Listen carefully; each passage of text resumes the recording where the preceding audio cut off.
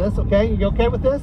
Can we actually give you the rules so that you can go back to that accountant who's telling you can't do this here and tell them, here's how you do it? I mean, like, be able to tell their accountant you can do that, right? So I'm going to give you the rules. So the first rule is you have to be under $25 million of gross receipts. That's rule number one. All right, we'll write this up here.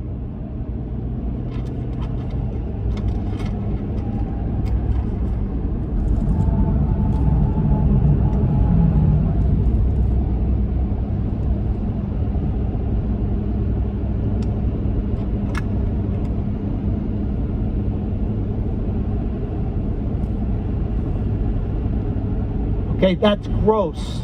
Okay, that's gross sales. Under 25 million. Number two,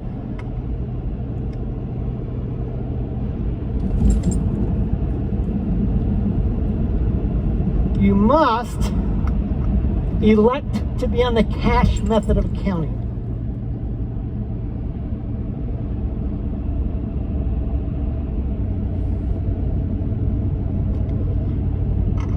So there's two major types of accounting. You don't need to know much about this.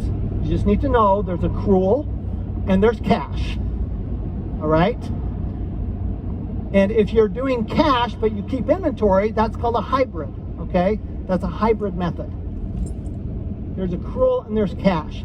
It used to be that if you were over $10 million of sales, you had to be on the accrual basis, which meant that you had to pick up your receivables and income when you sold it, not when you collected it. And you got to deduct your expenses when you signed the contract, not when you actually pay for it, okay? But what I find is most businesses pay their bills faster than they get paid. How many people pay their bills faster than they get paid? That's most businesses.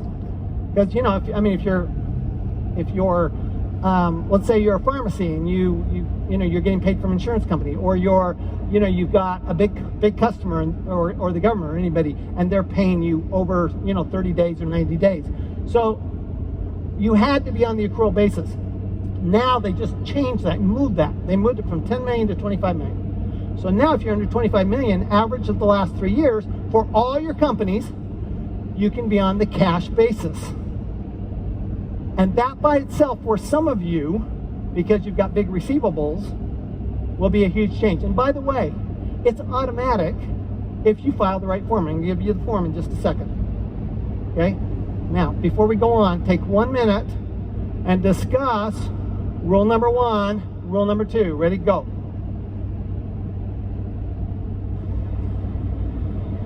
All right, let's start to wrap up. Turn to your neighbor and give my five. Say you're smart. Once again, turn to your neighbor and give my five. Say you're smart. Oh, there you go. Give yourselves a round of applause. All right. How many are starting to get the idea that maybe there's a lot to this? Raise your hand. How many agree now with me that you do not want to do this by yourself? Raise your hand. Okay, this is like that commercial, where they do the fancy driving. They say, closed course, don't do this at home by yourself. That's what this is, okay? But there are team members out there that will help you do this. What I want you to understand, and what you have to understand, is you're the only one who can change your taxes. You're it. You're it. If you want to change your tax, you have to change your facts. And I can't change your facts for you. You can change your facts for you, and I can tell you what facts to change. But you still have to change the facts. So you still have to have a basic understanding and have the right team members. Jeff talked about team, right? If you're doing it by yourself, you're doing it wrong. If you're doing it by yourself, you're doing it wrong. So, rule number two, you must be on the cash method. Rule number three,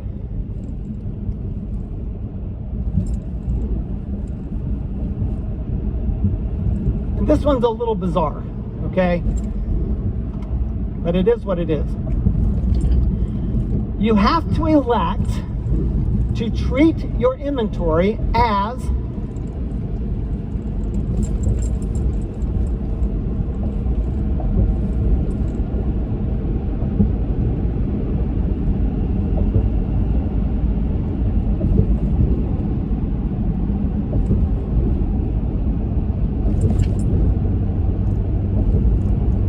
non-incidental materials and supplies.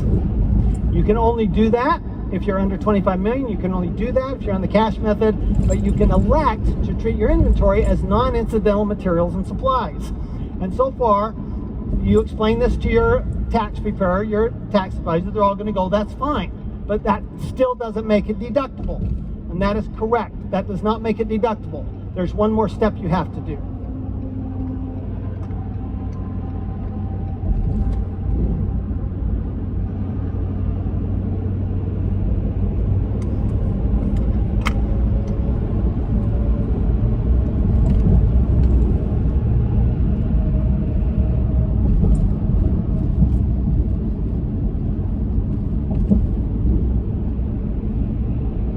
You have to make an election on your tax return that's called a de minimis election, which allows you to deduct anything under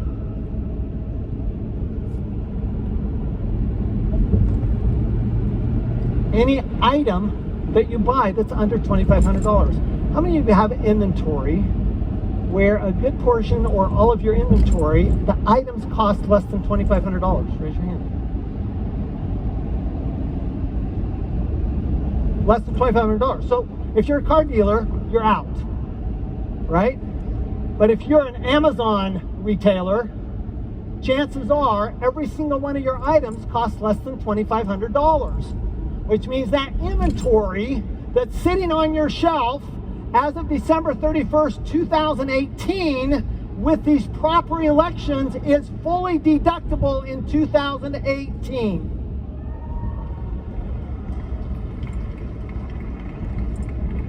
Yeah, take a minute and discuss that. Go. All right, let's start to wrap up. Thank your neighbor. Turn your neighbor. Give him a high five. Say you're smart. Give yourselves a round of applause. Good job.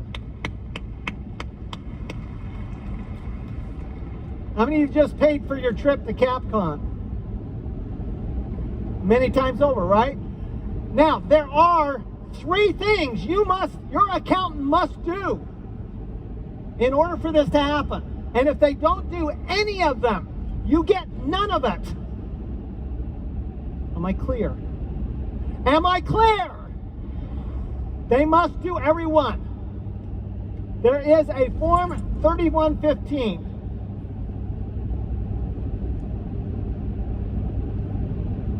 And they must file it with 2 different provisions in it. They must file the cash method and they must file the non-incidental materials and supplies. Those are 2 different changes in accounting method. 2 different ones. Your accountant must do that. If they do not do that, you lose. Number 3, they must make the de minimis election. If they don't, you've accomplished nothing. Because you're still going to capitalize everything. It's just capitalized as non-incidental materials and supplies instead of capitalized as inventory, which, by the way, has the same effect as inventory. But if you make this election, all of a sudden, those items are deductible.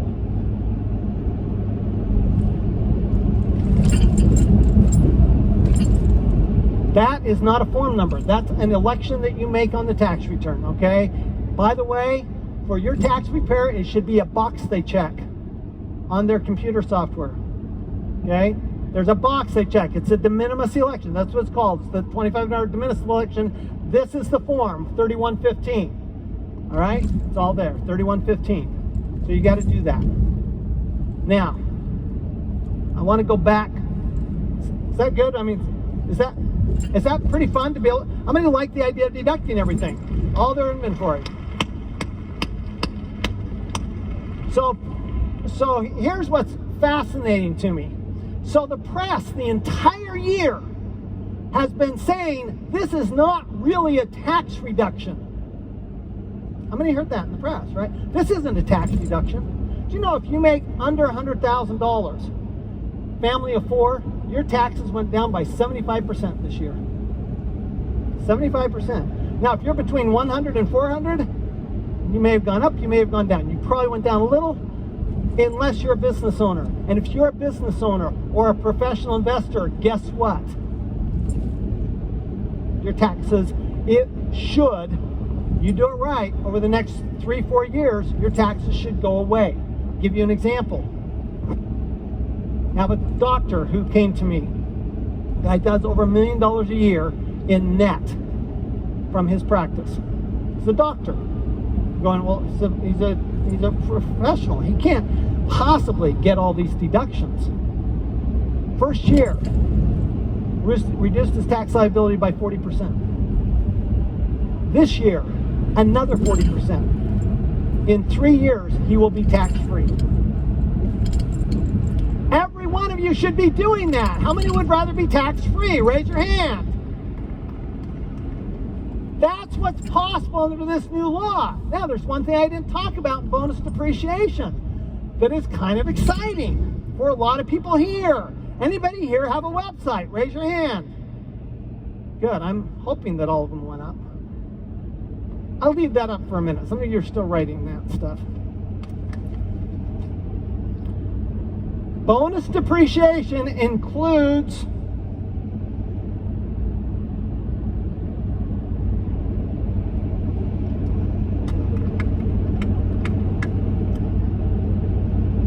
software. Software is included in bonus depreciation. So, here's the key. If your website is more than a brochure and rises to the level of software, which is, by the way, a very technically defined term by the IRS, okay, not something we do in a seminar. If it rises to the level of software because of the functions it performs on the website, it is subject to bonus depreciation, which means how much is deductible? 100% in the year you incur the expenses. The year you buy the website. The year you buy, not the website, the software. So, if you're buying software, if you're buying a website, or you're going to do some kind of software, by the way, the devil's in the details, and you must have your CPA review that contract very carefully to make sure that it is indeed software. That's another bonus depreciation. How many think that that might reduce your taxes a little bit this year? I mean, you guys have already reduced your taxes to 0, so I can just stop, right? How many'd like some more tax reduction? Anybody? Okay. How many would like to never pay tax on the business when they sell it? How many plan to sell your business down the road? How many of your game plan is to build it up and big capital gain down the road? How many would like to not pay 20 to 25% on that gain? How about 0? Would 0 be good? Would 0 be best? So I'm going to show you how to do it 0, no matter how your company is currently formed. There is an amazing rule that has very little known that's called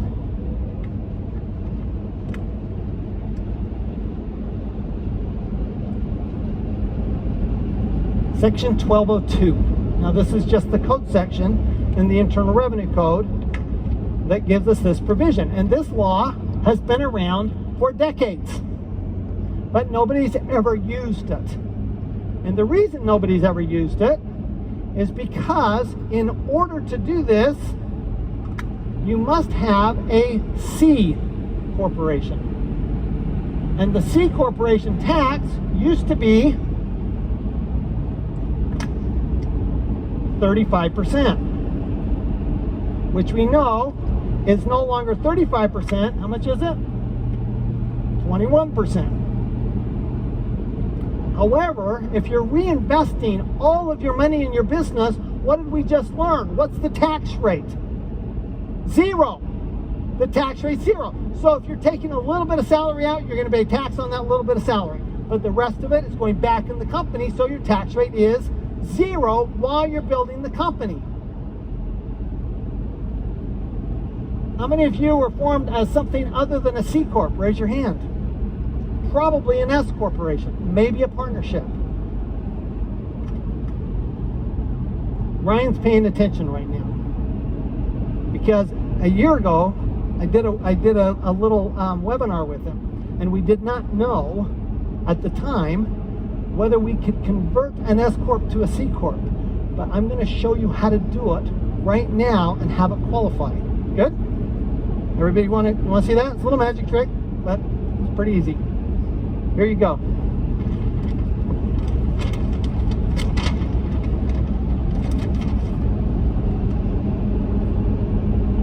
Here's you. And you have your S Corporation here.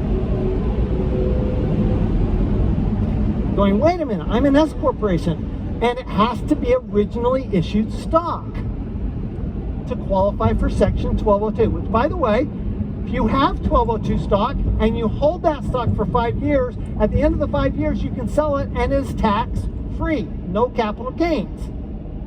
Okay? People will tell you there's a $10 million limit.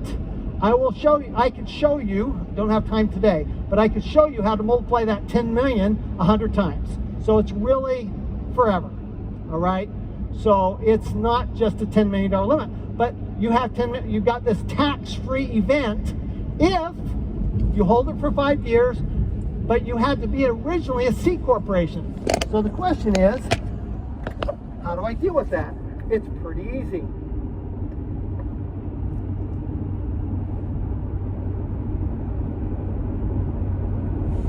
Well, I just